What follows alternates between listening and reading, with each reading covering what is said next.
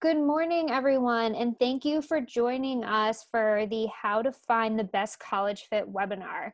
We're excited to have you join us, and we are welcoming back Peter Van Buskirk, who is a 25-year veteran of the college admissions process and dedicated to helping families find student-centered solutions in college planning. Welcome back, Peter. Thanks an awful lot, Ashley. It's good to be with you. Yeah, we're excited to have you here again, as always. And, we've been having a lot of communication recently. We recently did that webinar series, Inside College Admissions, where you interviewed deans of admissions from across the country to provide further perspectives on colleges, higher education in general, and how they're responding to the COVID-19 pandemic, which we know, and I'm sure is a huge topic on the mind of everyone in the country right now, but also for those who are starting to look into the college planning process and those who are thinking about attending schools in the fall. So if there's anything that you really would think that this audience would benefit from, some like key highlights, can you just shed some light on that too? Sure. And one of the things that struck me about the conversations, and by the way, they were intended to kind of pull back the veil a little bit and provide a humanistic element of what's going on college campuses right now, not just in college admission, but decision making with regard to how institutions deal with learning in the age of the coronavirus. And it was just fascinating to understand or come to understand better the kind of mode of communication that has been taking place on college campuses dating back to January and February, when there was the first hint that something was up. And one of the things that struck me is that these campuses have mobilized very quickly to accommodate the students who are already there. I mean, the first priority is dealing with the current students and getting them to the end of the semester. So it was interesting. I think that some schools had extended spring breaks as the faculty tried to retool the curriculum to go online and then provide virtual learning opportunities for the balance of the semester, which is really quite impressive. But now of course, the conversations on those campuses continue with regard to what might happen instructionally in the fall. Will they continue with the online mode, or will they be able to come back to the more traditional? So a lot of uncertainty in general about what the whole educational enterprise will look like in the fall. So that was one thing, and that we talked with the deans of admission about how their operations have changed, and right now they're working on trying to wrap up the enrollment of the current entering class for the fall. And that's a bit challenging because a lot of families want to be on campus in April to see the campus one more time before they make a decision about where to enroll.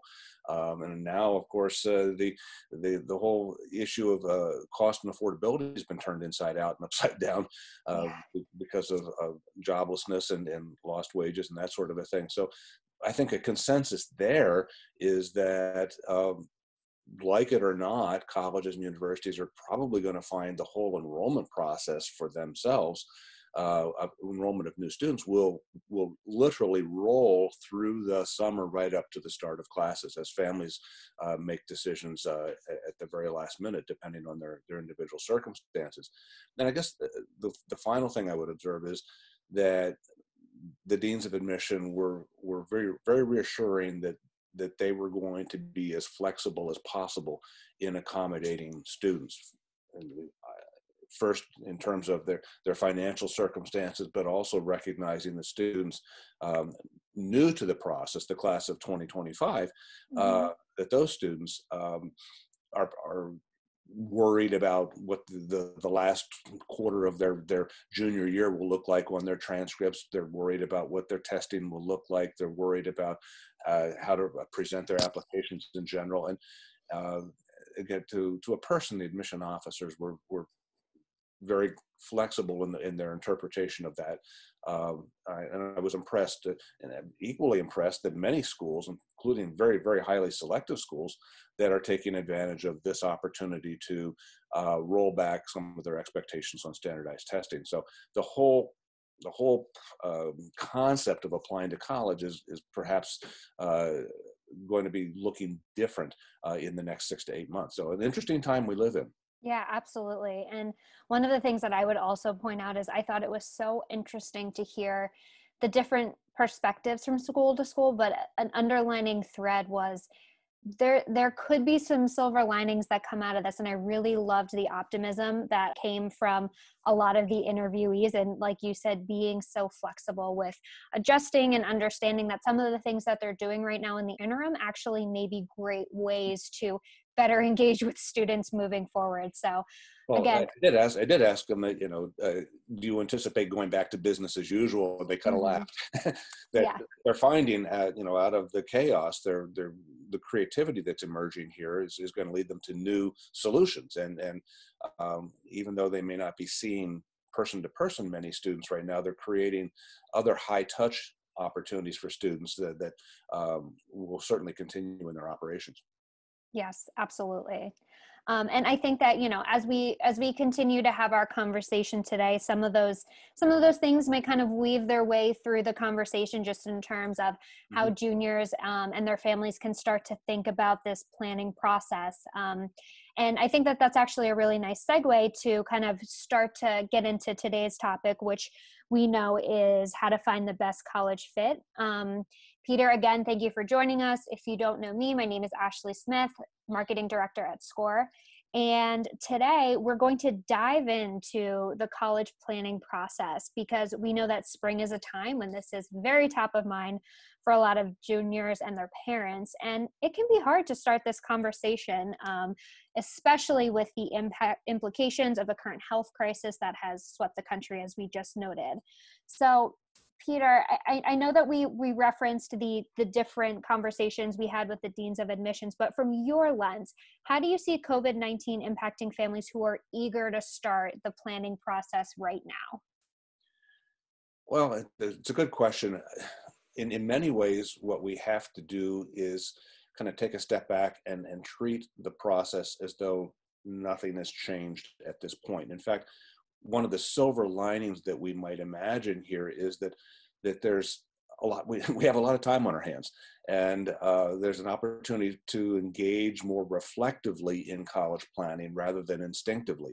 And by that, I mean, historically, and I do believe this is an historic tendency, families are very destination oriented. As soon as the thought of college begins to emerge in the conversation at home, the thought, or the conversation goes immediately to the place. Well, we were out to visit X school or Y school, or your father went here, your grandfather went there, and there's this destination orientation that immediately takes over. Or, well, you've got to apply to XYZ schools because they're the best schools.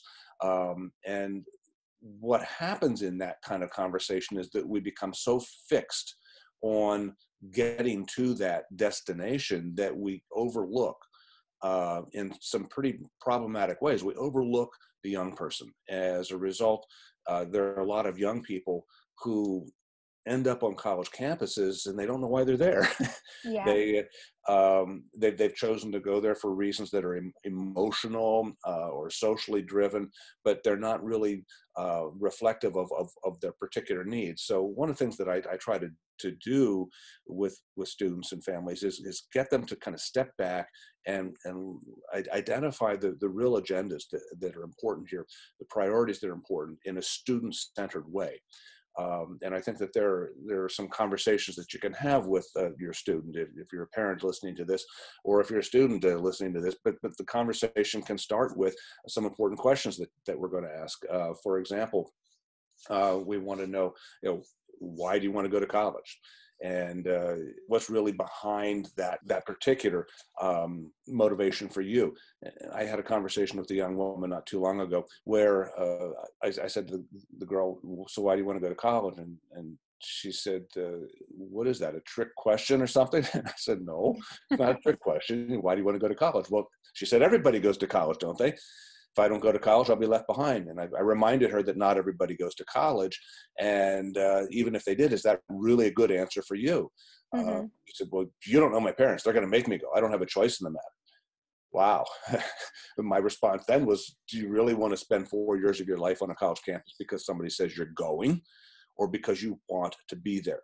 Sure. And I think all of us in life find that we prefer to make choices based on our own desires rather than being told what we have to do. I mean, this whole coronavirus thing, we're being told what we have to do, and for good reason. But I think with regard to college, students need to recognize that they do have a choice. Why do you want to go? Sure. Um, I have other conversations with students, and one time I talked with a young man, and I said, so, and he had given me a list of the predictable Ivy League top-ranked schools, and I said, so why do you want to go to Harvard? It's a great school. No, why do you want to go to Harvard? It's an Ivy League school. No, why do you want to go to Harvard? Well, it's ranked. It's got a great faculty. And I said, no, why do you want to go to Harvard? And finally, it hit him that after all the superlatives that he could attach to the school, he really hadn't made a personal connection with the place. And this is what's so important here. Getting students to think first about why college is important to them is really at the essence of the whole conversation. Then if they go to college, they could be more purpose driven. And I want to just underline that note, Ashley, is that Sure. a lot of young people end up in the college pipeline without really understanding why, except that that's Yes. what you're supposed to do. And now, if we can get them to be more focused on their agendas, their priorities, if we can get them to find that sense of purpose for themselves, and it's not a matter of knowing what you're going to do for the rest of your life, but it's a matter of understanding where education fits. In our In that country, path. barely half of the students who start college will ever finish. So you don't want to be one of those, the 45% that don't finish. You want to be one of those students who can see your way all the way to the finish line. So a second question then to ask in this conversation is, how do you like to engage in learning? Now, we're going to talk about this a little bit more when we talk about a good college fit, but kids miss this completely. They just assume that you go to college to get an education. All right, good. I get that. But colleges differ in the way they present education, just as students differ in the way they absorb information. So it's really important that students start to reflect on how they like to engage in learning. And then the third question that's really important is, what are 3 things that you want to accomplish by the time you graduate from college? Now, this isn't graduating from high school, but from college. I'll tell you a quick story that kind of relates to this.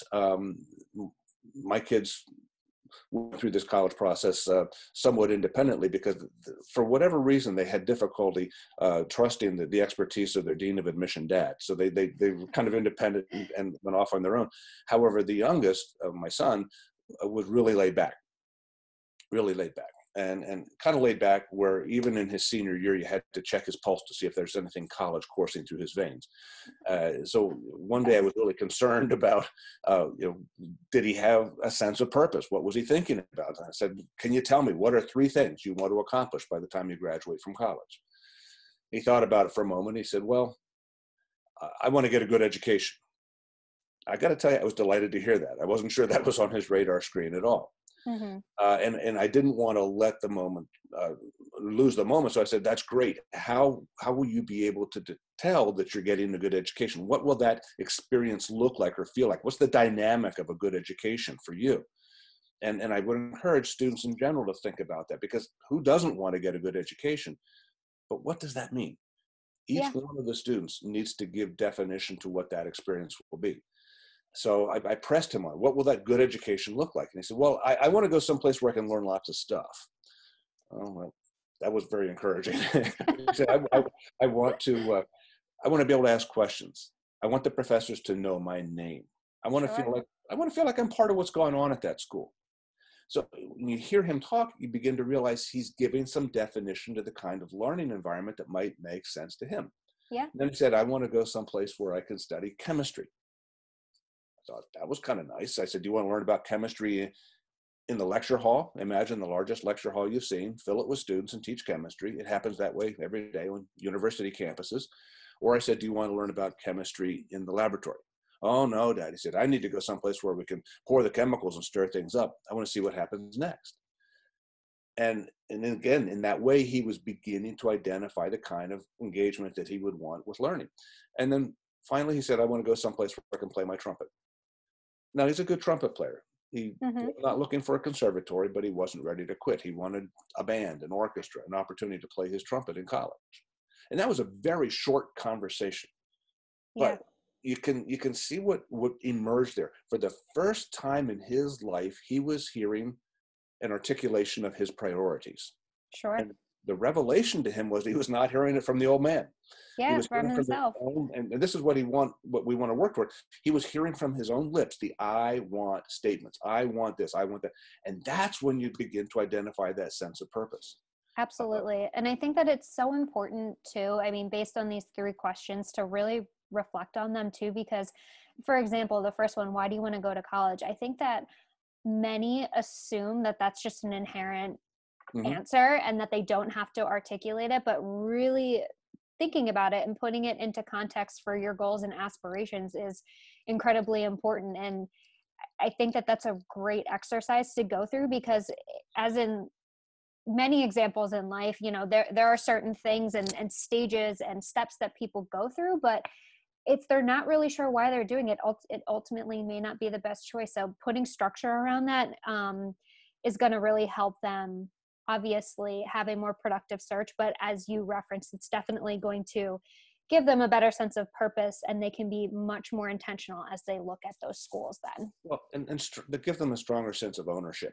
Absolutely. Otherwise, the young person's kind of going along for the ride. That, you know, Yes. moms and dads have been working on this college thing for 16, 17 years.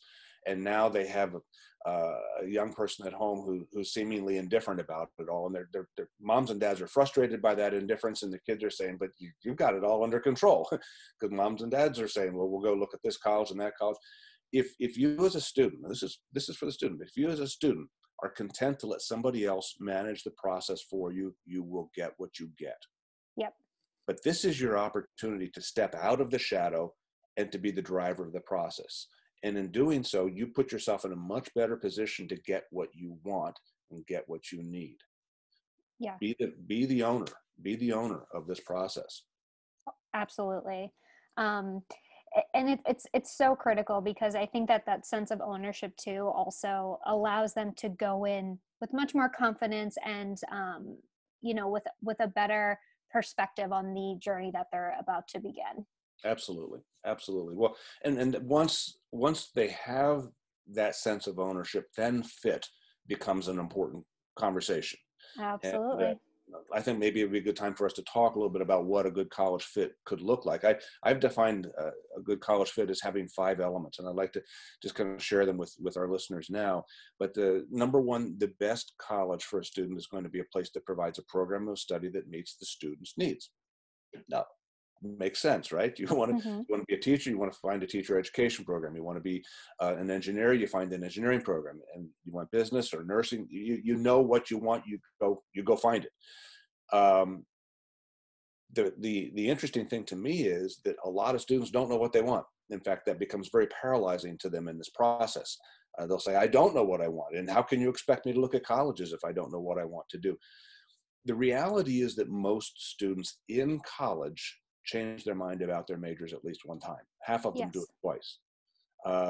So to be uncertain right now is to be normal. And I just want to offer that strong reassurance. And for parents, one of the greatest gifts we can give our kids is the time and the patience to find that pathway.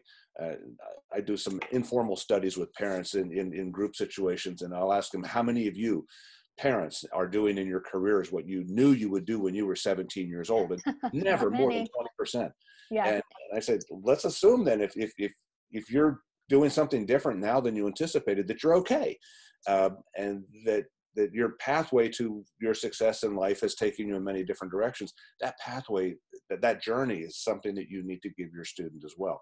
So the key piece here is, with regard to finding a good college fit, is that if you don't know what you want to do, find places that will allow you to explore. The mistake that many students will make is this: they will apply to colleges, or universities more specifically, because this is the nature of the university application. They'll apply to universities, and the university application will say, tell us now, what's your major? We need to know now. Yep. The student says to mom and dad, well, what should I do here? I don't know what I want to study. My question to the student is, why are you applying to that school? Right. It's not going to be a good fit. There will be general studies programs, there will be liberal arts programs that are designed to help you through that period of self-discovery that is so important as you begin to launch into the rest of your life. And I The think second element, go ahead. I was just going to say, I think it's really important to point out too that that's okay. Not having that figured out right from the onset is completely fine. And I think that students often feel that they're behind the curve because they may not have figured that out. But to your earlier point, a lot of them change their majors once, if not twice. So going in with that perspective is completely fine, normal, and it could ultimately be better for them in the long run.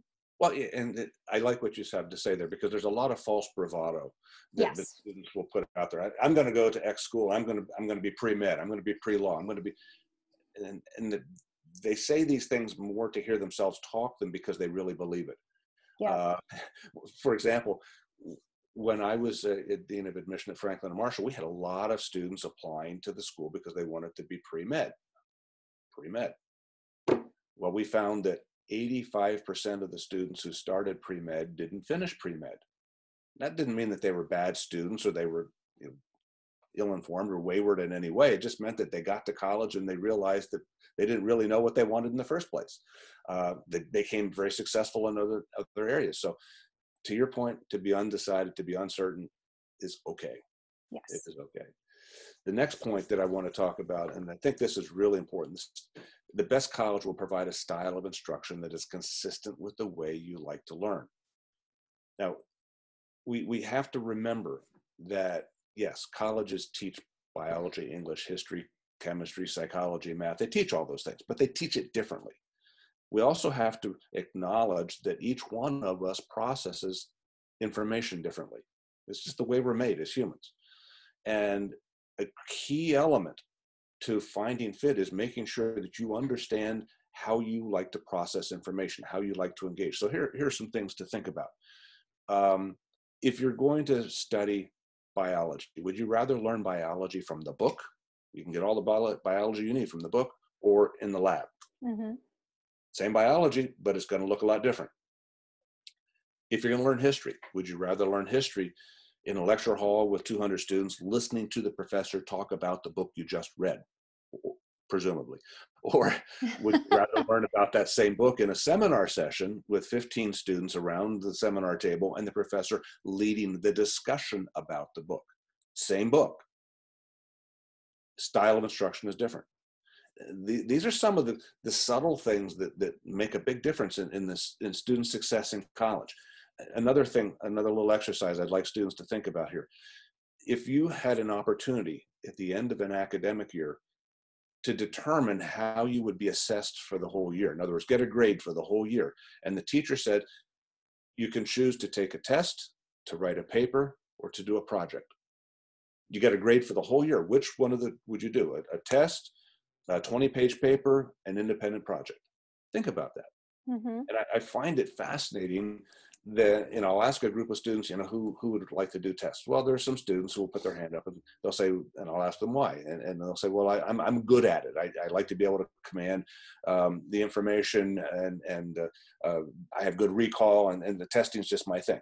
Okay, great. Then I'll ask how many of you'd like to write a paper. More hands go up. Why would you do that? I'm a good writer. I like to organize thoughts. I like to make arguments. I like to present myself in writing that way. Again, you're working to your strength. And then how many of you prefer to do projects? Now, a lot of hands go up. And it's interesting, the responses range from, well, I'm not good at tests and I don't like to write papers, so I'm going to do a project. That's the default answer.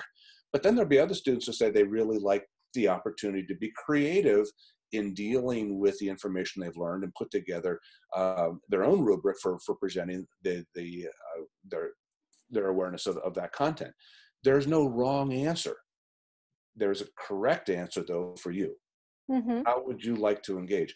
And I would just add this, that if you're finding yourself dealing with that little exercise thinking, well, I want to do projects, and then you end up applying to colleges that have 10, 15, 20,000 students enrolled, guess what you're not going to do? Project. You'll have a lot of fill in the bubble tests, precisely what you don't want to do. So this is an area where students can exercise much greater control than they had first imagined. And I hope that they'll reflect on this pretty seriously.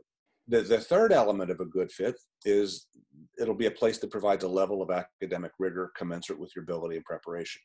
Now, this is kind of plain as the nose on your face. Each year of high school, you move to, you prove your proficiency and you move to the next level. At the end of the junior year, you don't want to repeat your junior year. You want to move to the senior year where you'll be challenged in a different way. Now, the question is, at the end of the senior year, do you want to choose a college that will challenge you in the same way you were challenged in the senior year? I hope not. Or do you want to move to the next logical level of challenge? Do you want to keep stepping up? Now, some students at the end of the senior year will look at colleges that will challenge them in a much greater way than perhaps they're prepared to handle it. And maybe they get into some of those schools, and if they attend that school, they spend 4 years trying to prove that they belong rather than doing their best work. Conversely, there are going to be some students who choose colleges that will not challenge them at all, and they'll have a good time. Maybe that's what they wanted. But after 2 or 3 semesters, they'll go home and say to their mom and dad, I'm having a good time, but I don't feel like I'm being challenged much. I think I need to transfer. Well, of course, your brain's rebelling. Your brain's saying, hey, I can do much more than you're giving me an opportunity to do. So this is a subtle thing, but as you look at colleges, look for places that are going to keep pushing you in reasonable and appropriate ways. Mm-hmm. And if you're trying to figure out how to discover those colleges, perhaps the best sources for you will be your teachers, because your teachers are working with you day to day. They know what your capacity for continued growth is, and they can help to project for you where you will be able to compete in an effective way. So keep this in mind. You want to move to a place that provides academic rigor that is commensurate with your ability and preparation. Yeah, I think that's a great point. And being able to have somebody to talk to, like a teacher, I think would be incredibly helpful, because sometimes being pushed creates a level of discomfort, but that could be a good thing. And having somebody else who understands the way that you work to provide some of that perspective, I think is a great thing to bring up, just because, as with everything involved in this process, there's a lot to think about. And, using the resources that you have, I think, is something that's incredibly important for students to keep in mind, because while the decision should ultimately be theirs based on fit, there are people who know you well, who can help you throughout the process. I'm glad you said that. The teachers can be powerful allies to students in both the college search process, but then finally in the selection process. Teachers in the application process can help to present a big part of the story. And we'll be talking in later webinars about how students can approach teachers to get letters of recommendation and get support. But if you kind of are dismissive of your teachers and they just get in the way of your daily life, you're missing an opportunity really to build relationships that can be really quite important in moving you to the next level of education. Yep. The next point we'd like to talk about is you need to find a college that provides a sense of community that feels like home. Now, again, we've been talking about academic things so far. The social piece is not unimportant. Now, do you ever feel like letting out a primal scream that sounds like, I got to get out of here? And like here, how I feel in my home right now? Yeah. Potentially, yeah. Your home, your community, your school, your church, wherever you are, especially as a teenager, and then maybe in the era of coronavirus in particular, your life becomes very claustrophobic. I mean, you want to be out, you want to be doing things, you want to have independence, you want to make decisions for yourself. People are in your business all the time. You want to have your space. Now, as a student, don't be surprised if there's a little voice that begins to materialize in your head that will say something like this. And by the way, you'll never want to let anybody know about this voice. But the voice will say, well, they feed me. They give me a place to stay. I get to drive the car. My friends live right down the street. I really have a pretty good life right where I am. Do I really have to leave? Now, again, you never want to let anybody know that, but there's going to be that conflicting emotional response to this breaking away. The reality is you have to leave. You can't live in your parents' home forever. You're going to be welcome back, I'm sure, but you need to be, if you want your own space, you need to move on. And college provides a wonderful opportunity to do that. Now, choosing a college is in effect choosing a new home. Mm-hmm. You will not be choosing a place where all of your current best friends go. Some might, but in all likelihood, they're going to scatter and go in different directions. But I can assure you, if you choose a college well, you will come into contact with people who become your best friends for life. You want to find a place where you can be the best you are. You don't want to choose a place where you have to change who you are in order to be accepted or to be successful. Because when you find yourself trying to do things to fit in that aren't quite natural for you, all of a sudden, you lose your focus. And the real focus overall needs to be academic and personal growth. So if you're kind of playing to somebody else's theme all the time, that's just not going to work. Find a place that feels like home. You can be the best you are, and the rest is going to fall into place very nicely. The academic piece is going to be really a lot easier because you can relax. Sure. Be yourself. And finally, the best college is going to be a place that values you for what you have to offer. Now, absolutely. To me, this is the big one. The place that values you is going to be the one that has seen what you've done in school, in life. It knows your trajectory into the future, and it simply wants to be a part of your trajectory for 4 years. That is a place that will accept you. They want you. They will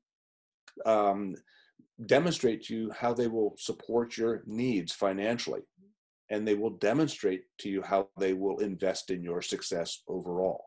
That's a good scenario. You find a place that wants you, man, you're home free.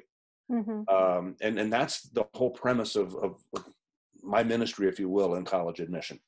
Yeah, absolutely. And the thing that, I really start to think about when you go over these points is that it is comprehensive and incredibly reflective and an important time for a student. So I would imagine it's the last category that encompasses the competitiveness of a student's credentials. So can you talk to us a little bit more about that? I'd be delighted. And in fact, it's really important that we develop some graphics here that help to illustrate what's going on in college admissions. We might want to share with them the Pyramid of Selectivity here. This is a concept that I developed years ago when it became clear that in any listening audience, there would be lots of students with a range of aspirations. Some students want to go to big schools or to small schools, to research universities, to liberal arts colleges. Some schools want to go to very hard to get into places, and others not so hard to get into. So how do you have a conversation with such a broad range of aspirations? The Pyramid of Selectivity allows us to do that. You'll notice on this pyramid, there are different sections. And let's kind of work through the logic. Imagine that we can put all the colleges in the country on this pyramid, not according to how good they are, but according to how hard it is to get in them. That's an important distinction, because there really is no reliable metric that allows us to determine which is the best, the second best, etc. There are a lot of books that try it, but they tend to be fiction, not fact, fiction. So at the top of the pyramid, you see a very small sector where there are schools located that might admit roughly 1 out of 8. And there'll be a range of admission. It could be 1 out of 10, 1 out of 12, but for the sake of the illustrations, 1 out of 8. A slightly larger sector will be admitting roughly 1 out of 4. Even more schools admit roughly half. Most of the schools in the country admit most of the students who apply. They're relatively open in the admission process. And I'd like to make a distinction here. The schools that are in that somewhat selective category, the ones that are admitting most of the students, will operate with rolling admission. Why? Well, they're not seeing the demand and in terms of the number of applicants that they get, that would require them to make careful distinctions between candidates. In other words, they're going to look at an application with this question in mind: can the student do the work at our school? If the student can do the work at our school, we will admit her. And that's the way it goes. They're not comparing good students with each other to decide which one they want to take. The basic question is, you can do the work at our school, we're going to take you. So it's an open or rolling admission process. And those schools will continue to look at students in the admission process all the way through the year, right up to the point that the school starts in the fall, or until they have the number of students they need. Now, as soon as there are more students who are qualified and interesting to the institution than the number that can be admitted, the institution becomes selective. So we can see that as we move up the pyramid. The group that is admitting 1 out of 2 is acknowledging that they have a lot of good candidates. They can't take them all. They're going to have to make some tough decisions. At the very top of the pyramid, I didn't mention this, but even above the 1 out of 8, there are about half a dozen schools that are admitting 1 out of 20, 5% or fewer. Wow. They're making incredibly fine distinctions between great candidates. So the value of the pyramid for the students and the family getting started in the process is this: as this college admission process becomes real to you, you'll have questions in your mind that sound like this. Well, how important is my senior year course load? How important is my senior year grade? How important are my test results? How important is my summer activity? All of those questions are important, and they can be answered on the pyramid. It depends on where you think you want to go. If you think you want to go to a school that is very, very selective, admitting 1 out of 8, 1 out of 15, 1 out of 20, everything's going to be really important to them. The big stuff, the little stuff, the stuff you've read about, the stuff you've never heard of before, it all counts. As you come down the pyramid, the schools that are somewhat less selective, and I'm not saying less good, I'm saying less selective, those schools will see the same information that you present, but they attach different levels of importance to that information according to the pressure they feel to make fine distinctions between great candidates.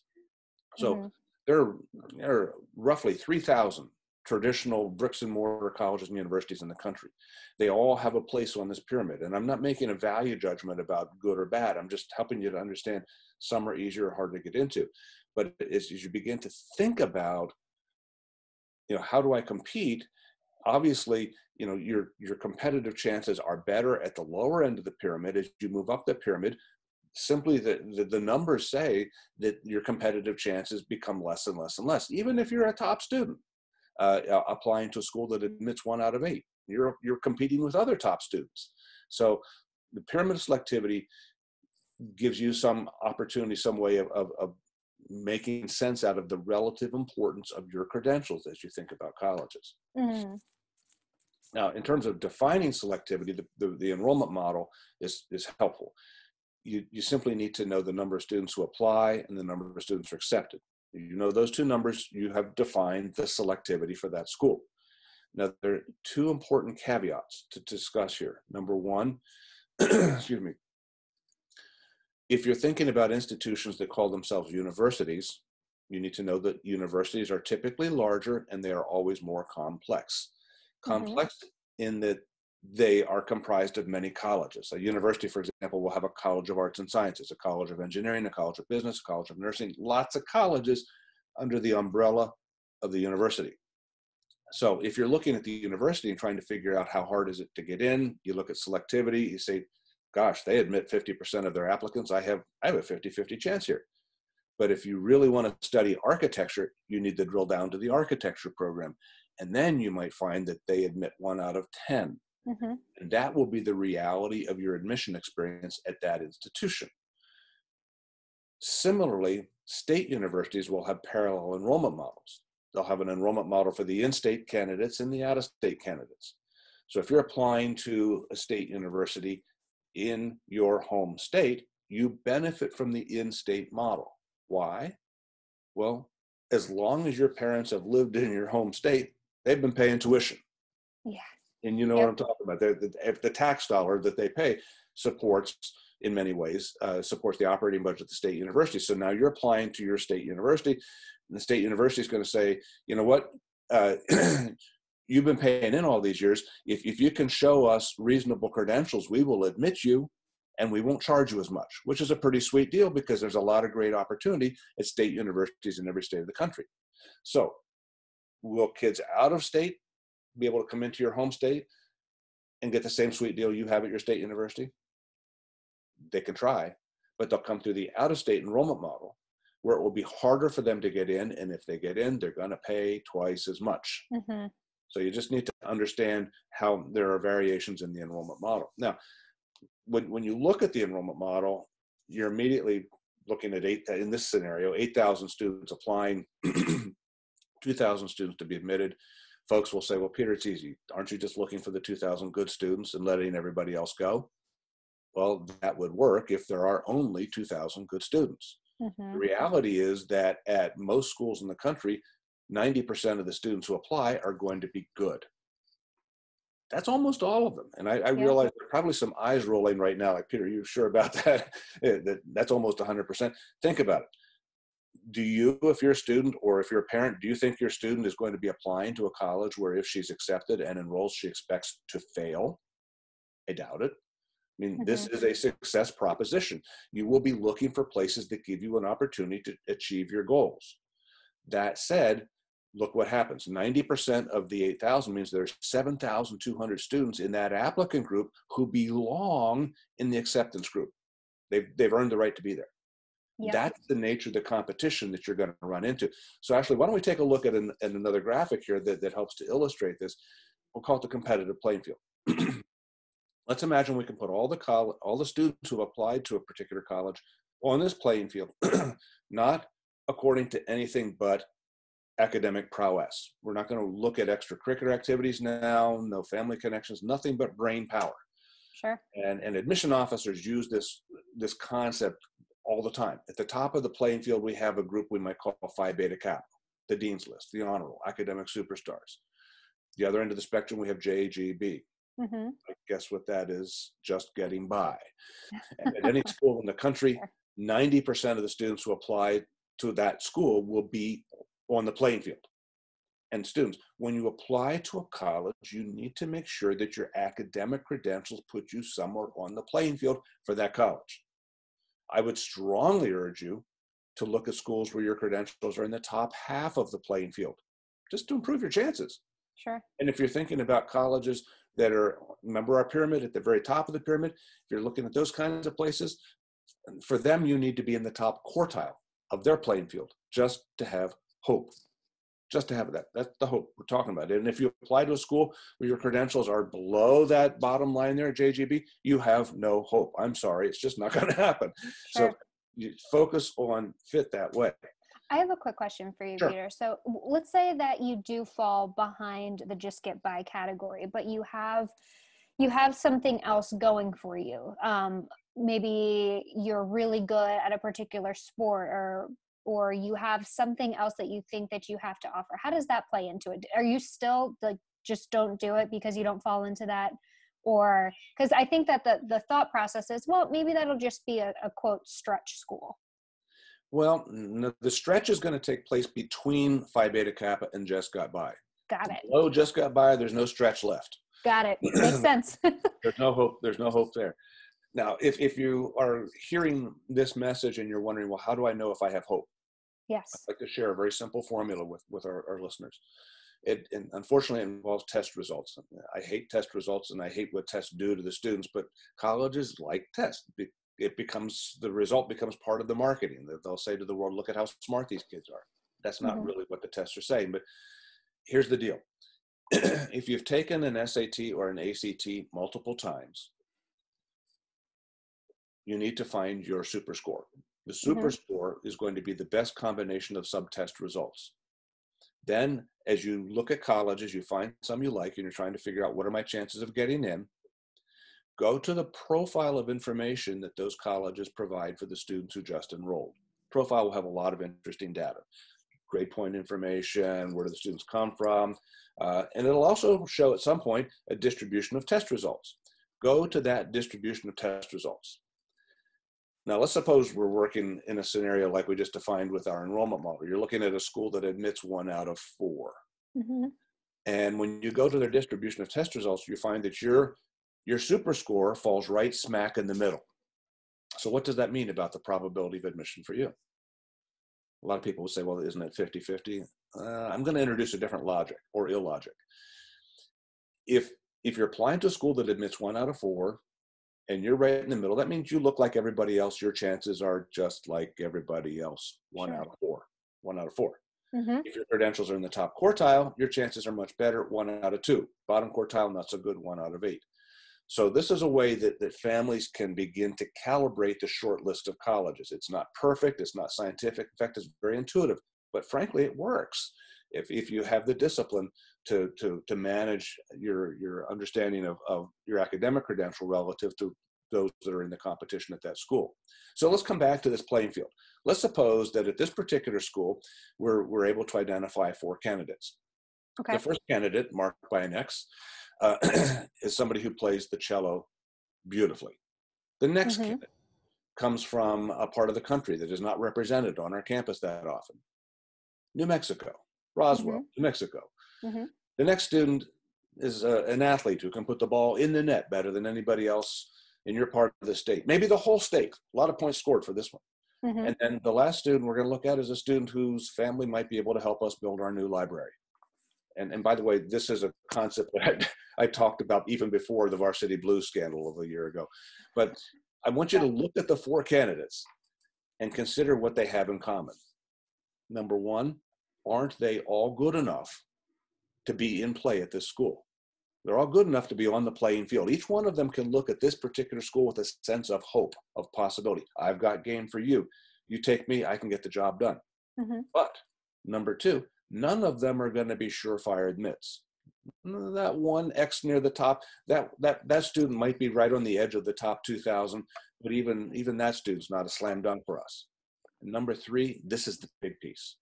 Each one of the students marked by the X might possess something, and this comes back to your point earlier. Yep. Each of these students might possess something that would be valued by the institution. And remember the best fit, place that values you for what you have to offer. Maybe we value performance in the arts. Today's your day. Diversity is very important to us. We've got a place for you. You can help us win championships. Coach has got that under control. That library, yeah. If your family can help with the library, we'll talk about the admission process. So what we're looking at here is really the intersection of the academic and then the non-academic. And it's really important for young people to know that it is your academic credential that gets you into play. Got it. And that, to your point earlier, you're wondering about the student who has the non-academic credential that might fall below. That's lovely, but for this particular school, it's not going to work. You have to look at a school where your academic credential will be somewhere on their playing field in order for you to have hope. Got it.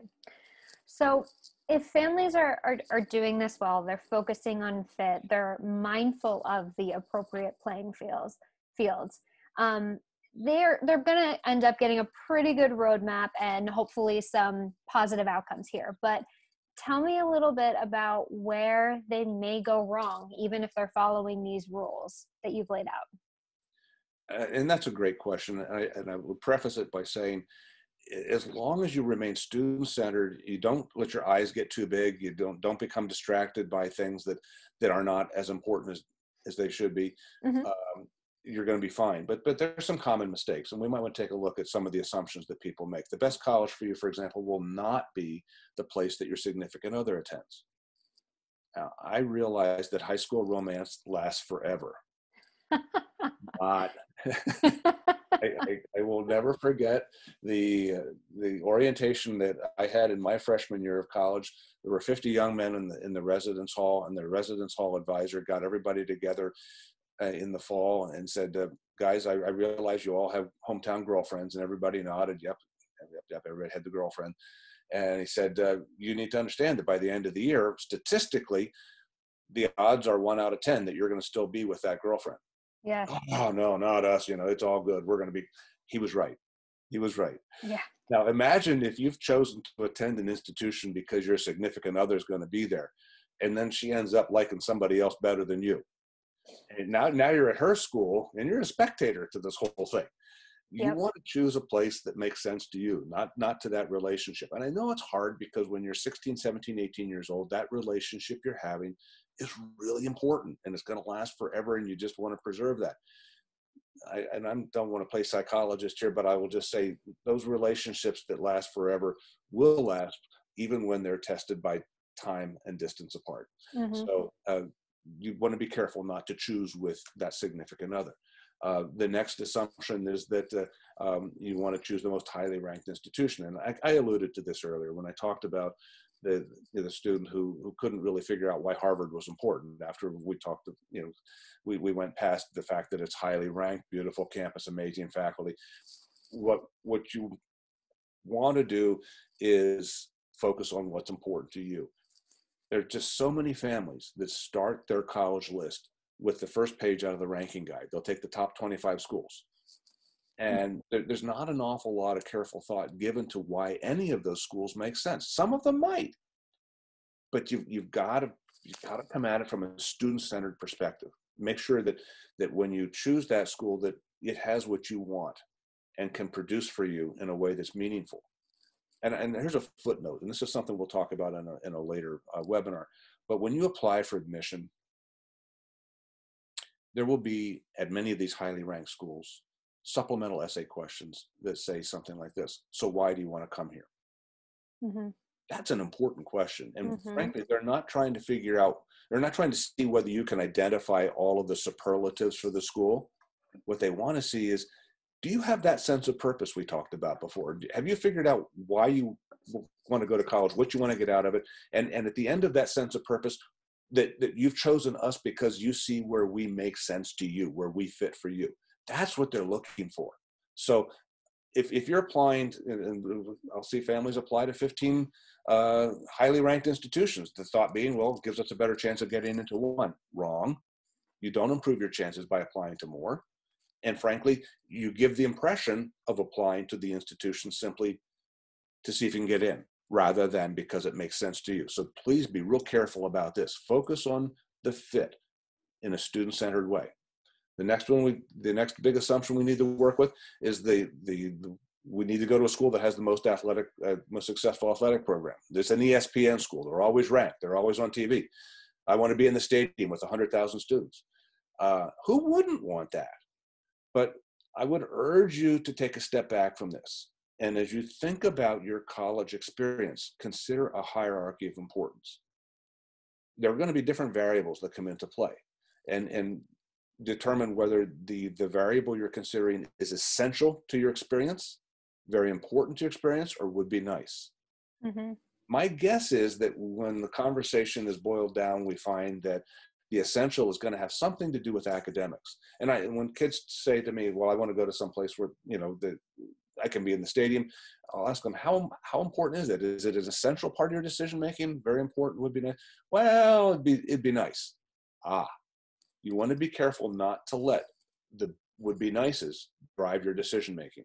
So who wouldn't want to, well, there are some people who don't care about athletic competition, that's fine, but there is a real charge that you get out of being in that situation. But it's a Saturday afternoon for 3 hours. That shouldn't define your college experience.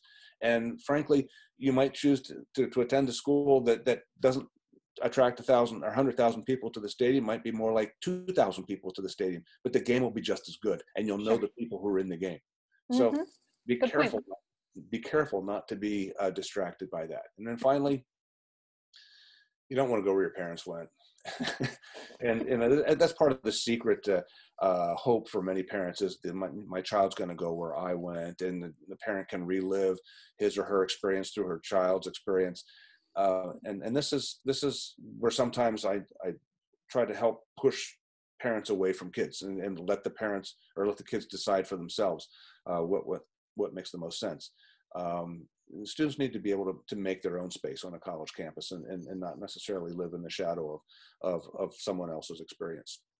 Mm-hmm. Yeah, I think these are really important points, because I think that they also tend to put a lot of pressure on the decision-making process. And as you said earlier, it's just not how you should make your decision. And I hate that students do feel that they need to fall into one of these buckets. So it's really important to keep in mind and to keep that perspective when you're starting to go through this process. Absolutely. Now, based on that and a lot of the points that you have here too, are there any final pieces of advice you may offer to families who are starting this process as they start the journey? Sure. And again, there's a lot of eagerness associated with starting the journey, and the eagerness is probably strongest among parents. It will come, and parents will say to me, when should I be nervous? When should I be worried when my student is not engaged in this process? Well, if your student's not engaged meaningfully in the conversation about college by the middle of the junior year of high school, that's when you might want to take some different kind of initiative. But pushing the college conversation on 8th graders, 9th graders, 10th graders who simply aren't ready or interested in hearing that conversation doesn't make sense. But I think that it's important here, and I think that the title of the slide speaks to this, we need to focus on the student-centered partnership. It's about the student, but it involves the parent. Sure. I'm not suggesting that parents disappear from the conversation, but they need to learn how to bring the student into the conversation as equal partners. And in doing so, there needs to be a management of expectations. Whose expectations are most important?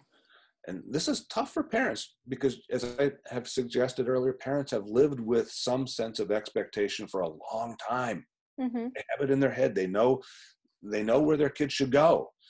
And when that happens, they're denying their child the opportunity to make good decisions for herself. So I think that it's really important to manage expectations. Think about the pyramid. Think about how you define fit, and things will work out. You want to resist the temptation to engineer the perfect candidate. And it goes along with the expectations. There are some families, and this is what got people in trouble with the varsity blues thing. There were parents who decided that it was more important for their child to go to a particular institution than it was for the child to stand on his or her own merit. So they Photoshop pictures into different competitive events that made it look like their girls or their boys were star participants when they weren't. I'm aware of people who got their kids into beauty pageants because their success as beauty pageant contestants would make a big difference. They've put their kids in a position to write books. That's interesting because there are not a lot of kids who are going to write books. But anyhow, they've kind of manufactured credentials that aren't real. Sure. And what you're going to encounter in this admission process is that admission officers want to see authenticity. They want to see the real student. So the best thing you can do is allow your child to become who she is, rather than who you want her to be. Yep. Number 3, keep rankings in perspective. I don't think we can flush them away. They're not going to go away.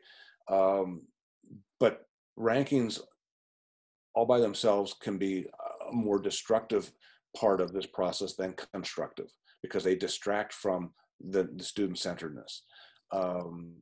Just keep in mind, we could do maybe this is a conversation we should have another day too, and just sort of explicate the rankings and understand how they came to be what they are. But there's not a lot of fact-based information in rankings. It's a lot of opinion-based information. So just remember that and focus on what's most important to the student. We want to separate the rhetoric from the reality. This is a tricky one because as you meet colleges, you collect information, you go to their websites, you are introduced to representatives. There isn't a college or university out there that wants to make a bad impression on you. They spend a lot of money on marketing. They want to sell to you. As a result, they're going to project themselves in some ways that aren't entirely accurate. So what you have to be very deliberate about in the coming months is kind of picking through the rhetoric, the things colleges say about themselves to find the reality. For example, an institution might say, yeah, our students do research because everybody thinks that's a really good thing for students to be able to do research. Well, that's cool. Does that mean that every student gets to do research? Is that something that is the rule for every student, or does it only happen for the exceptional student? And what you want to do as a student is get colleges to provide evidence that they're providing research to many, if not most, of the students. That it's part of the ethos of the community rather than an exceptional thing. And so you have to ask some tough questions sometimes. Don't take at face value everything that you hear from a college because it's not always going to be what you thought it was going to be. And finally, moms and dads, this is for you. Really important that you learn to adjust to life in the passenger seat. if your child is going to become the driver, the owner of this process, you need to give her a chance to drive. And I remember what it was like trying to teach my children how to drive. It was a bumpy thing when we got in the car. But there wasn't anything that I could do. I couldn't turn the wheel. I couldn't hit the brake for them. They had to feel what this was like all on their own. I said this to a group one time, and a dad said, well, you can't expect that we're going to let this 17-year-old make these important decisions all by himself. And I said, yeah, he's got to start sometime. Sometime. So this can work really, really well.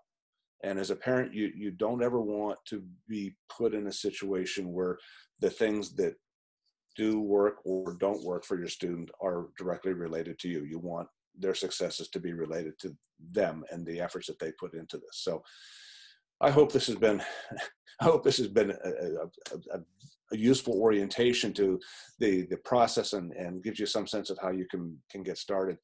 The partnership idea, I think, is really important, but most important is the student-centeredness. Make it about the student. Mm-hmm. Yeah, Peter, this has been fantastic. And I think we have time for a couple questions. And I don't want to put you on spot, but I'm going to quickly based on the last topic that we just talked about. Okay. Do you have any advice for students who their parents may not be that involved in the process?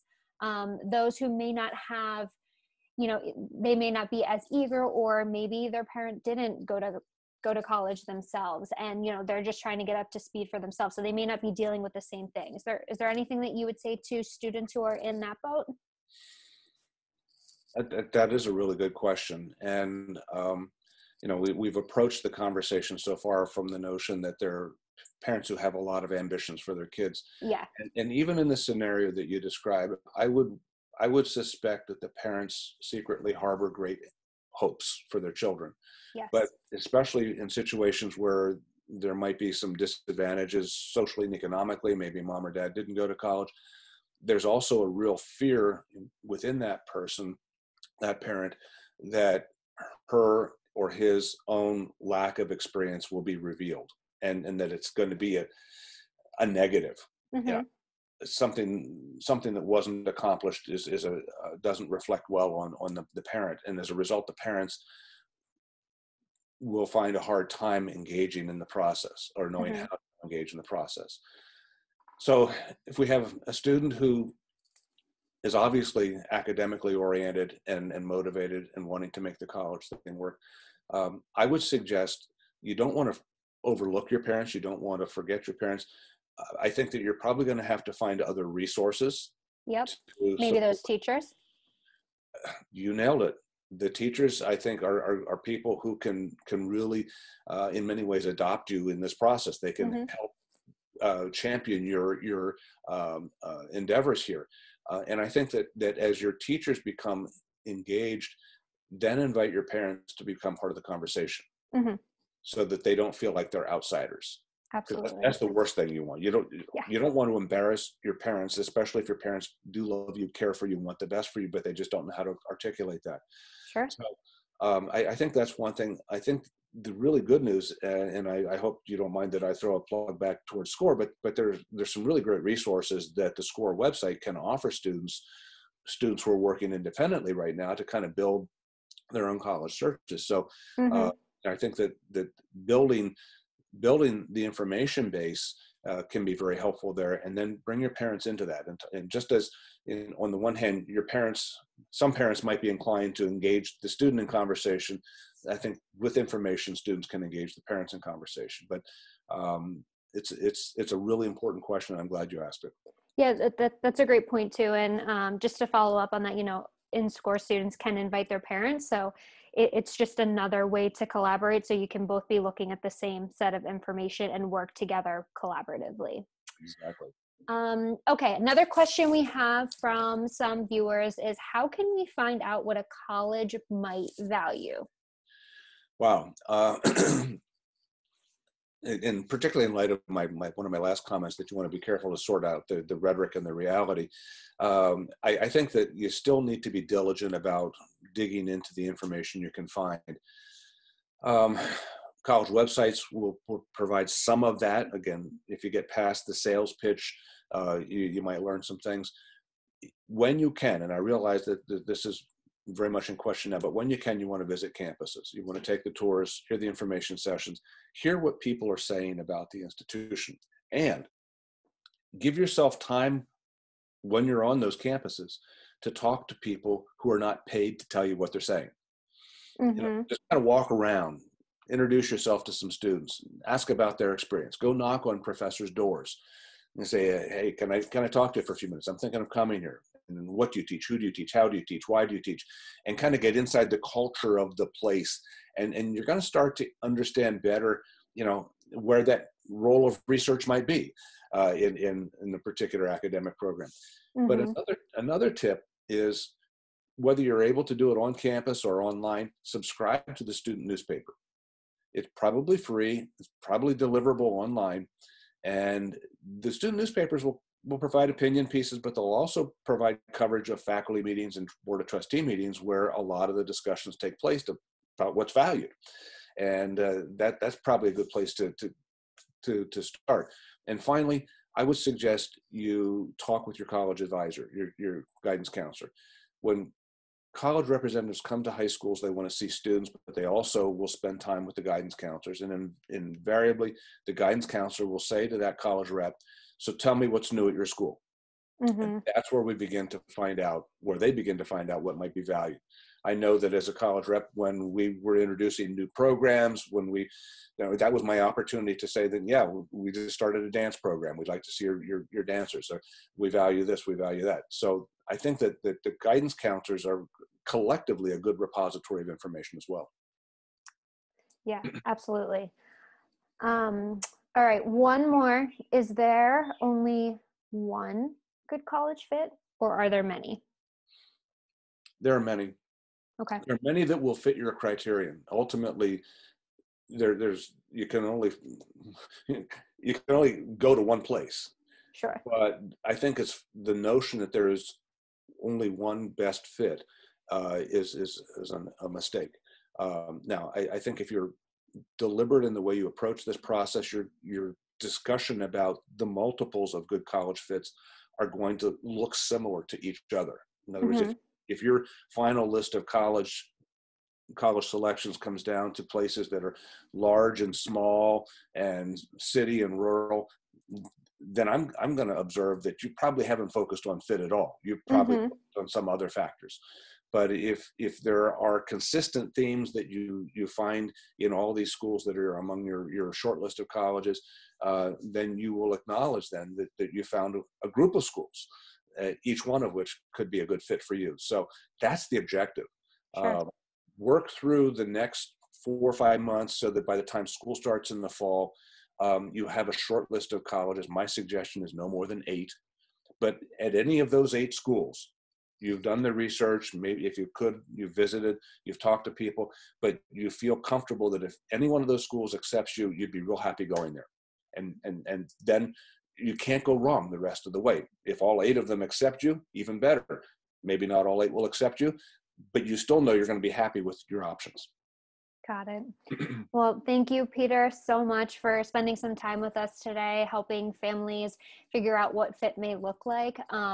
We know that, you also speak about this in other areas and you also publish content on it. So if you're interested in learning more about this, make sure that you check out the blog section of our website where Peter writes more about this topic. And if you haven't, as we mentioned in the beginning, we also have the Inside College Admissions webinar series where we have interviewed those deans of admission. So they are available on the website and on the Scoir YouTube channel itself. So again, Peter, thank you so much for joining us. We look forward to having you back again soon, and have a great day. Thank you very much. Good to be with you.